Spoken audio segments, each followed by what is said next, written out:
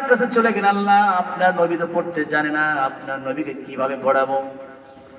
আল্লাহ পাক বললেন, জিবরাইল আবার নবীকে গিয়া বলো, ইকরা বিসমি রাব্বিকাল্লাযী খালাক। চিল্লা বলি আল্লাহু আকবার। আল্লাহ পাক বলেন, ও নবী আপনি পড়ুন আপনার রবের নামে, যিনি আপনাকে সৃষ্টি করেছেন।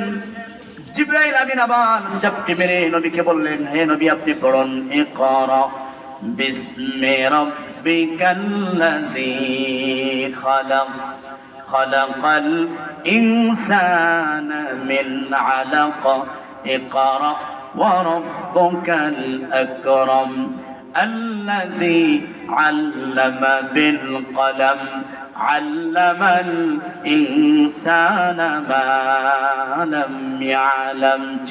الله أكبر.